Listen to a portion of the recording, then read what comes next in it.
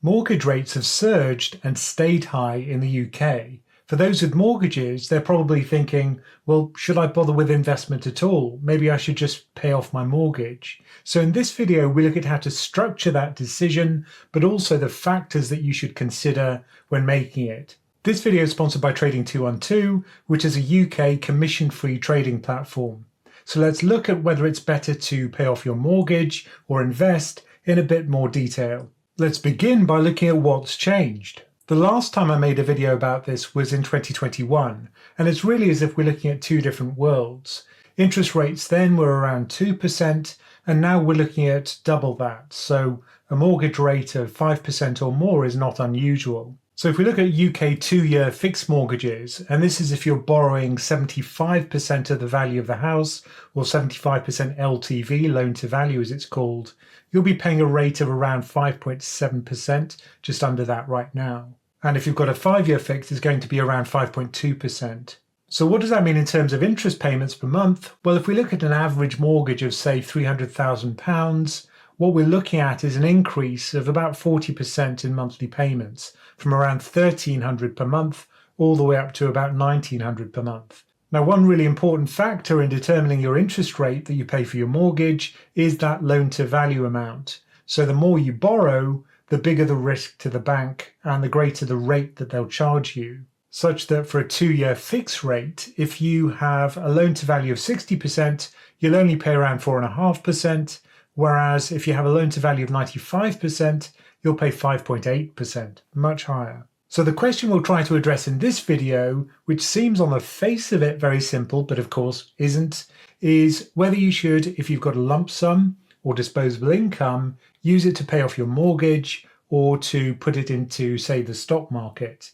Now, stocks typically return 9% per year. Historically, that's been the case. Now, that might seem pretty high to you, and we'll look at the evidence for that.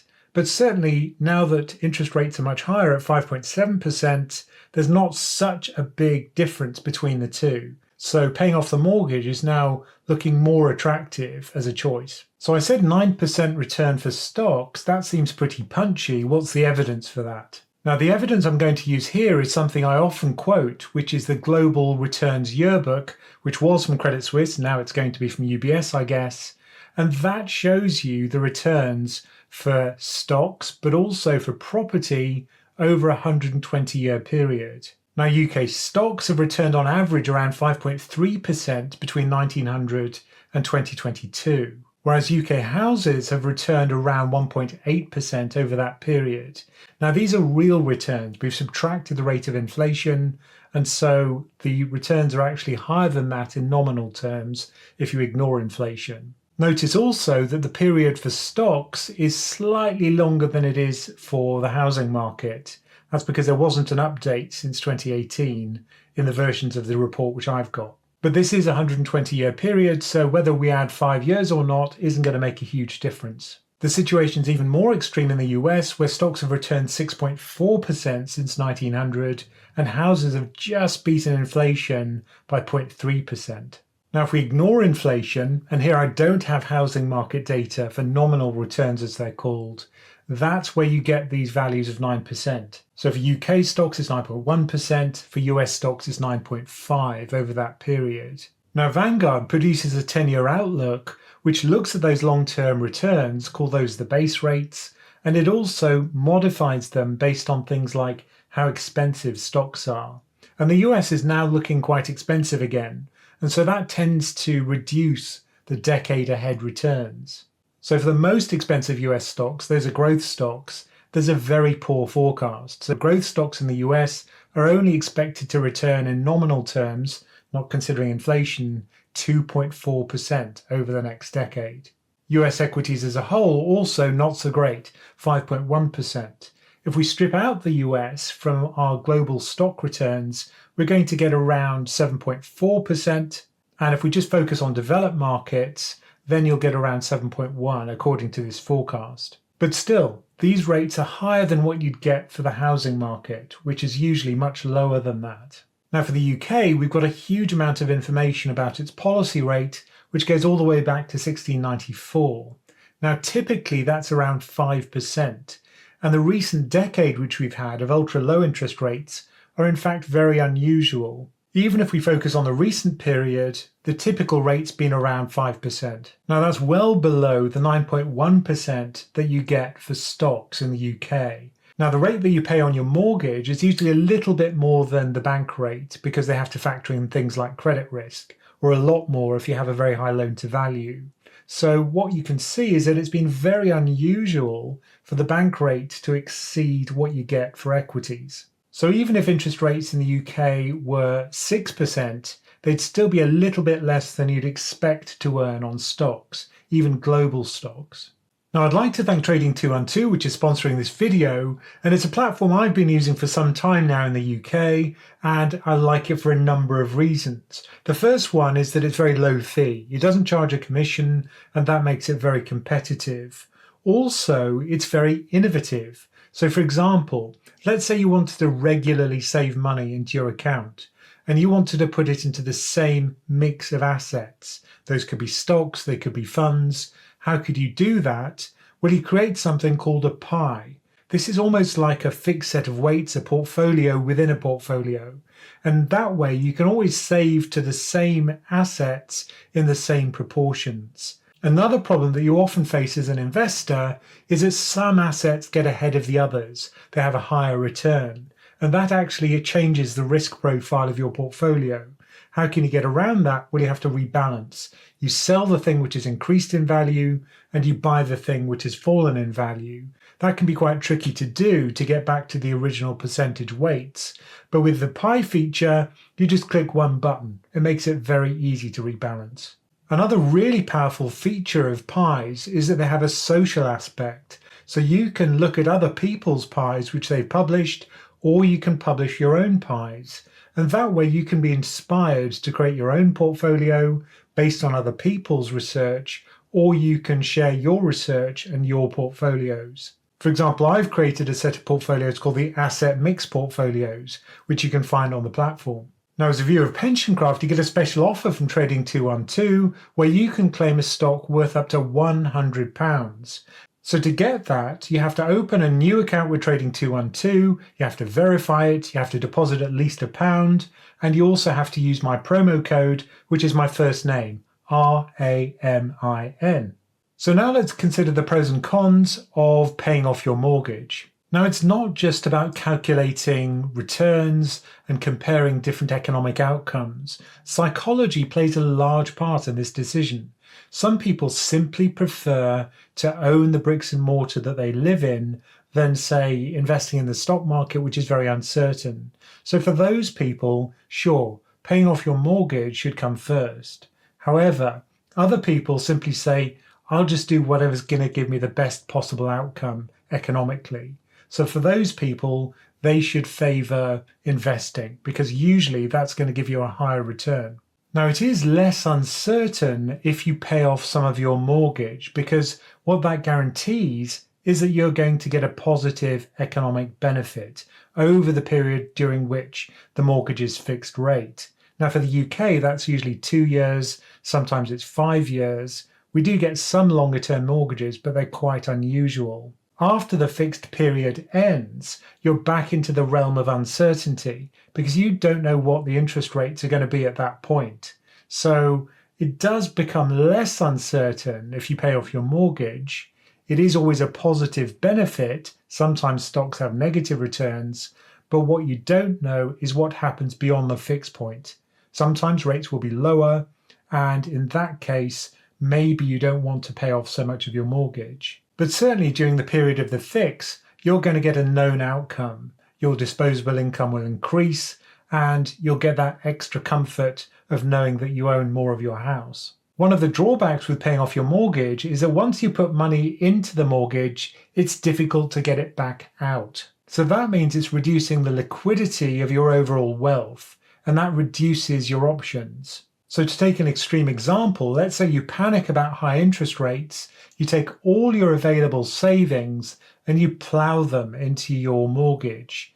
Well, now if you lose your job, say, you're going to be left with very little spare capacity, and you could even lose your house. So one other option is you have something called an offset mortgage, where your actual deposit with a bank offsets the amount you've borrowed from the bank and reduces your monthly payments. What that offers you is the flexibility to take money out of that savings account, so you can still borrow more against your house effectively. The drawback with that is usually you'll pay a higher rate than you would if you just had a normal mortgage. So you might be better off having a lower loan to value by paying off more capital than you would in having that flexibility. So again, here there's a trade-off. Now let's consider the pros and cons of investing.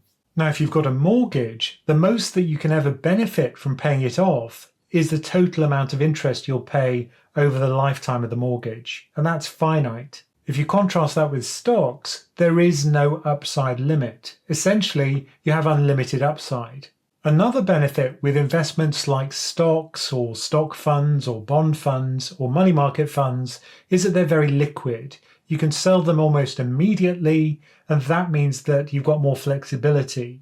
So let's go back to that scenario where you decide to invest all of your spare capital, but instead of paying off your mortgage, here what you're going to do is invest it. The difference is that if you lose your job, you could almost immediately sell those investments and live off the proceeds. So it does give you that liquidity, that flexibility when it comes to your choices later on. Another benefit of investments is that you can diversify them. So you can split your money across different countries, across different asset types, and across different sectors. If you invest all of your money into property, you're concentrated in a single country, in a single asset class, and in a single currency. If something goes wrong economically for that country, then your house could lose value and you could end up with an underperforming investment or even negative equity. Another problem is that investments are uncertain. We said earlier that during the fixed rate period of the mortgage, you know exactly what benefit you'll get from paying off X amount of pounds or dollars. For the stock market, it's not that simple. So for example, if you look at stocks in the US, the S&P 500, and we look at real total returns, so dividends reinvested, inflation subtracted, and we look at increasing intervals of time, what's really interesting is that for short periods of time, yes, stocks are very uncertain. So the shortest interval you can see on this graph is 3 years. Notice that the returns vary hugely over this 150-year period if we look at every 3-year period within it. Sometimes the returns are higher than 20%, sometimes they're lower than minus 10%. But notice that as we gradually increase the interval over which we're investing, what happens is the uncertainty diminishes, such that if we invest for 15 years or more, the returns are never negative, and they converge on the long-term average return, which is around 7% for the US. So really, when we're talking about uncertainty, we also have to consider the investment horizon. And for a 25-year period, which is what we're talking about with mortgages, stocks actually are quite predictable, at least they have been historically. But if you are the kind of person that's nervous about investing in stocks, well, it doesn't have to be stocks. At the moment, one of the benefits of the Bank of England, for example, raising interest rates, is that you can earn more interest as a saver. So if we look at the Sterling Overnight Index average rate, which is a bank lending rate, you can earn that very easily and safely with a money market fund. And currently that's around 4.4%. That's less than you'll have to pay on your mortgage, but it does offset some of that cost. Or you could create a portfolio of dividend-paying stocks to generate a steady income. So even if you did lose your job, say, you'd still have that source of income to tide you over until you did find something else. Because remember, what the Bank of England and other central banks are trying to do right now is to get us to borrow less, spend less, and save more. So don't fight the Fed, don't fight the Bank of England. Do what they kind of want you to do and make use of that higher interest rate as a saver. Also, this lets you keep your cash in an easily accessible form, in a liquid form, which might be better down the road. So how do we figure out the break-even point for rates to work out when it's better to pay off your mortgage or to invest? Well, roughly, the break-even point occurs when the rate of investment, net of tax, is equal to the rate you're paying for your mortgage or your loan. If the rate of return on your investment is higher, then you're better off investing. If it's lower, you're better off paying off your mortgage. It's actually a little bit more complicated than that, and that's because the numbers you get out of the calculation are non-linear. They don't scale up and down exactly in line with the percentages you pay. So let's take a look at this example with a 30-year-old who's got a 35k salary, a 300k mortgage. Let's say that they've paid a 10% deposit. They've also got a mortgage rate of around 5%, which is close to where we are now. Now, for members of PensionCraft, we've got this spreadsheet which allows you to work out what the benefits are of paying off your mortgage or investing, and you can vary any of the numbers in this spreadsheet. And that's what we'll be using to do this calculation.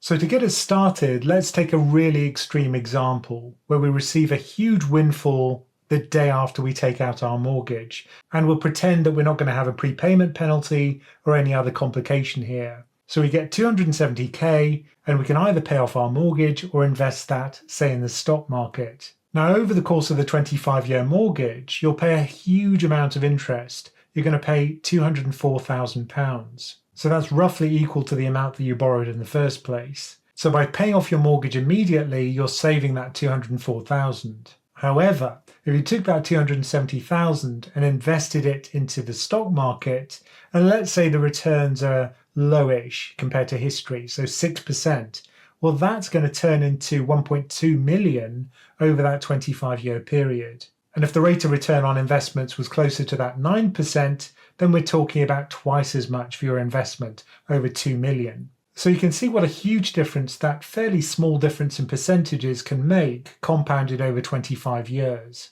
Now, nobody knows what the return on your investments will be over the next 25 years. We know roughly, but not exactly.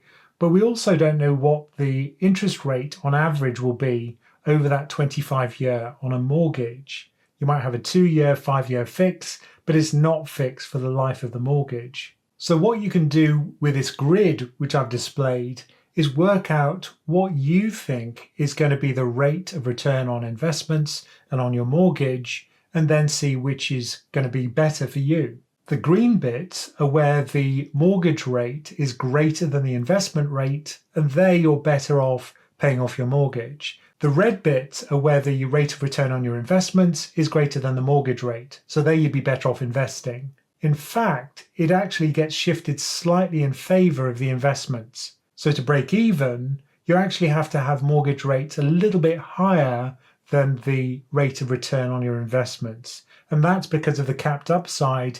The benefit is capped with your paying off the mortgage, as we saw in the really extreme example earlier. You can only save the total amount of interest over a 25-year period, and you can't benefit beyond that when you're paying off your mortgage. But there's another way of looking at this, which is in incremental terms. So let's look at the benefit to this person of overpaying their mortgage with 1% of their 35k salary, or investing that 1% of their salary in the stock market, say. Now, for every 1% of their annual income which they invest in their mortgage by overpaying their mortgage, they'll save £11,000 over the life of the mortgage. For every 1% of their income which they invest in the stock market, however, if they assume a rate of 6% on those investments, they're going to make roughly 15k over the lifetime of the mortgage. If returns are 9% on the stock market in line with long-term averages, then you'd make 29k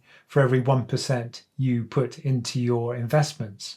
In conclusion then, I think the first point is that there is no simple answer. It seems like a simple question, but you can see the complications. It's not just about money, it's also about psychology and what your preference is for risk, but also the pleasure of owning your own house. Now, it is the case that economically you're usually better off investing than paying off your mortgage. So I think all I'd say is don't panic about very high interest rates and jump into overpaying your mortgage and then ending up in that inflexible situation where you haven't got much capital left. At least with investments, you've always got the choice of doing that further on down the road. And that's because of the liquidity of the investments themselves. So certainly one of the factors you should be considering is how important certainty is to you. Would you rather the certainty of having a greater disposable income, slightly greater, when you have the fixed period for your mortgage if you overpay, Or would you rather have the greater economic gain over the long term? Or to put it another way, is certainty more important than return? But I think the key point here is that most people would choose to do both things at once. It's not a binary choice. You could choose to pay off your mortgage and to invest in the stock market, bond markets, and now money market funds, which are looking more attractive. So there is no right or wrong answer here. Either way, you're going to be doing something which is in your benefit, either because it increases your disposable income and reduces your debt, or because it increases your long-term wealth because you've invested into the stock market, say. But I think I wouldn't really panic and rush into a decision. It's really more about discussing this with your family members who this affects, but also considering your own psychology and about what you think is important in life. Now, don't forget our offer from Trading 212. If you want to make use of that, you can get a stock worth up to £100 if you use my name as a promo code, RAMIN. And also you have to open up a new account and verify it in order to get access to it. And as always, thank you for listening.